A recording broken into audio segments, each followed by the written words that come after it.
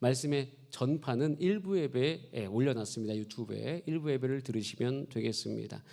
무엇보다도 오늘 또 부활절 칸타타가 있고 우리는 하나님께 영광 돌리는 것에 오늘 집중하며 모였습니다.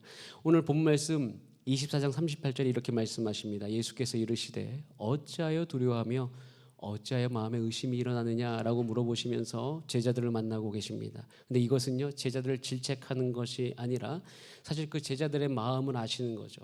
제자들이 사실 부활이라는 게 믿기 힘든 사건이기 때문에 한 번도 보지 못했기 때문에 그것을 본 제자들이 얼마나 그것에 대해서 어려워하고 혼란스러워하고 있는지를 다 아시는 거예요.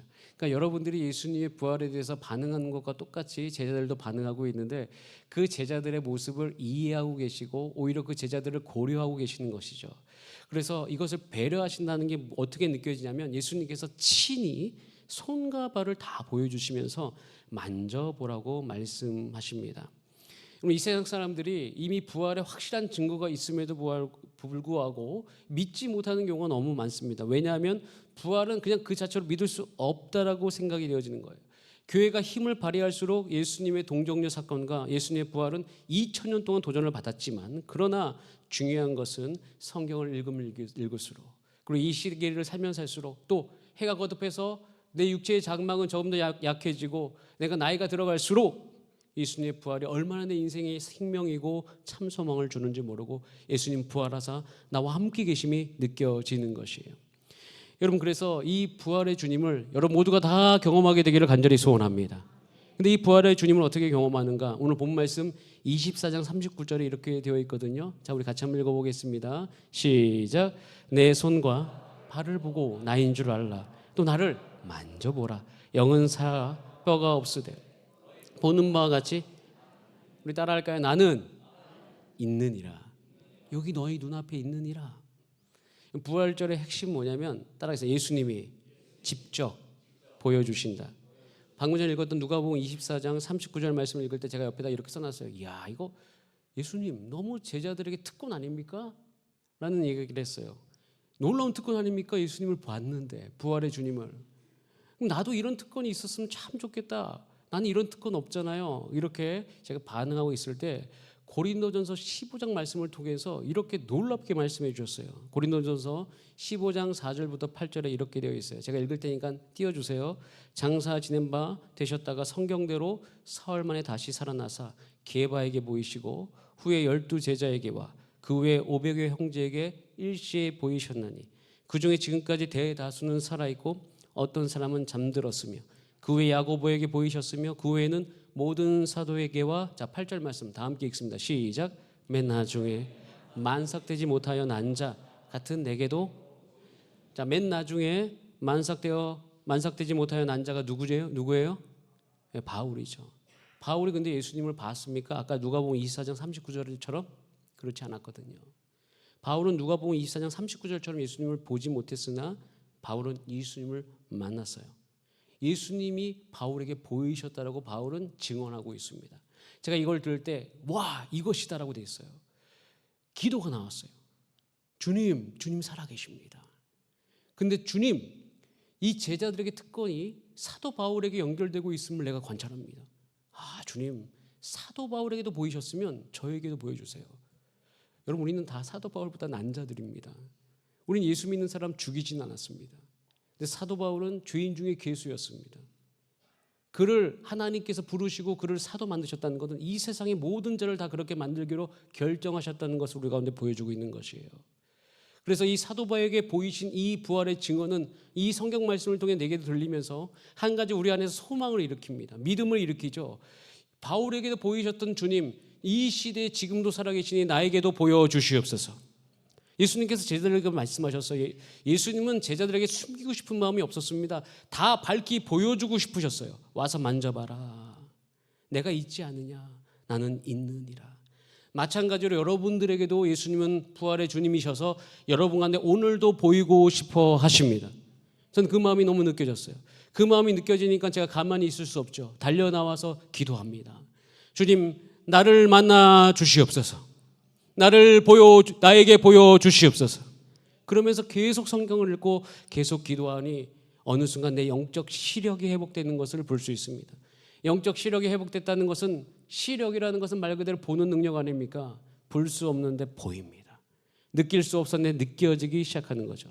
자, 그래서 오늘 24장 40절에 이렇게 되어 있어요. 예수님의 이 음성이 들려야 됐는데요, 이 말씀을 하시고 손과 발을 어떻게 했다가 보이셨다고 되어 있어요. 주님 이처럼 나에게도 보여주시옵소서. 예수님이 적극적이세요. 그리고 이후에 생선 가져와라, 먹을 거 있느냐라고 이야기하면서 구운 생선을 먹으셨다라고. 이와 동일하게 내 인생에서도, 일상에서 주님 나를 만나 주시옵소서. 제가 기도 정말 많이 했어요. 저는 이과생이고 정말 사실이 아닌 거, 눈에 안 보이는 거, 저는 상상력이 부족하기 때문에 눈에 안 보이는 거 믿기 너무 힘든데 주님 나를 아시지요.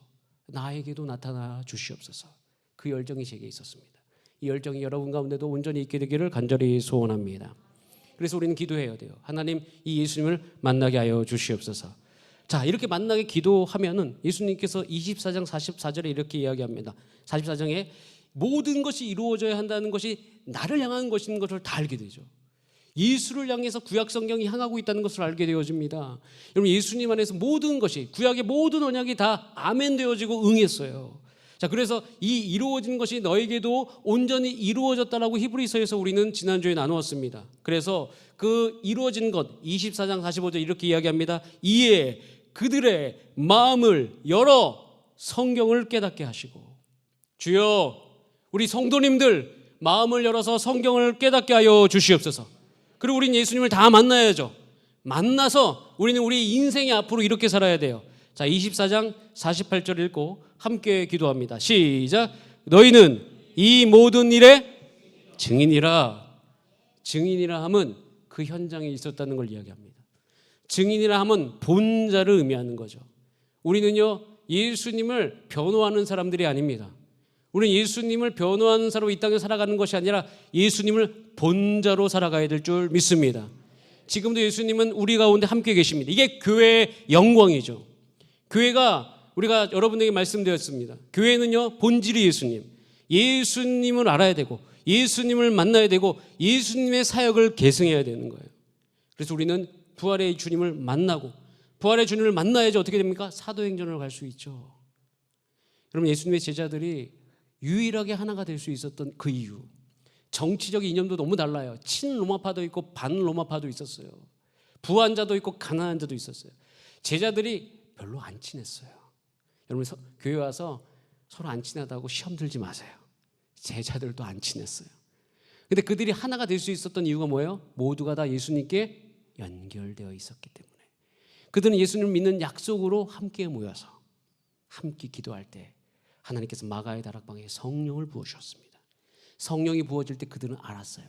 내 육체에 한번 더 부활, 생명이 온지라. 그것을 알았어요. 그래서 그들은 그때부터, 여러분, 제자들은 정말 중요한 것이 하나 있었습니다. 이 얘기는 꼭 하고 넘어가야 되겠네요. 예수님의 제자들이 3년 6개월 동안 훈련받은 다음에 그들이 썩 좋아지진 않았어요. 뭐 신앙이 좋아지거나 그러진 않았어요. 그런데 한 가지는 분명히 알았는데, 그게 뭐냐면 예수님이 있을 때와 없을 때의 차이를 확실하게 알았습니다. 예수님과 오랫동안 3년 6개월 동안 함께 지냈기 때문에 제자 훈련의 그 끝은요, 이것을 아는 거예요. 예수님이 내 인생에 있을 때와 없을 때의 차이를 경험하는 게 제자 훈련의 핵심입니다. 그들이 예수님이 없는 상태를 자기가 알기 때문에 그들은 온 마음 다해 무엇을 원하죠? 예수님이 있어야만 되는 거예요. 예수님이 계셔야만 되는 거예요. 그러니까 예수님께서 말씀하셨죠. 내가 보혜사를 보내겠다. 그리고 그 보혜사에 대해서 어떻다고 다 이야기하시잖아요. 그러니까 그분들이 예수님이 보내시겠다고 하는 그 보혜사를 간절히 원했던 이유는 예수님이 그들의 인생 속에 계셔야만 되기 때문이었습니다. 저는 이것이 우리 인생의 가장 큰 소망이 되기를 원합니다. 우리 부활주의를 맞이해서 우리의 소망이 나는 있느니라. 예수 그리스도가 나의 인생 가운데 있는 것이 우리의 간절한 소망이 되기를 원합니다. 그런 은혜가 저 여러분 가운데 있기를 간절히 소원합니다. 우리 다 함께 기도하겠습니다. 기도하고 바로 성찬할 텐데요. 우리 기도하실 때 이렇게 하겠습니다. 부활의 주님, 내가 이해할 수 있게 나를 만나주세요. 영적인 시력이 회복되게 해주세요. 예수님 만나기 위해 새벽에 나오게 해주세요. 예수님 만나기 위해 수요일날 나오게 해주세요. 예수님 만나기 위해 하루 한 장 묵상할 수 있도록 너에게 인도하여 주시옵소서. 그렇게 함께 기도하는 저와 여러분이 되기를 소원합니다. 우리 다 함께 기도하시겠습니다. 살아계신 하나님 아버지 감사합니다.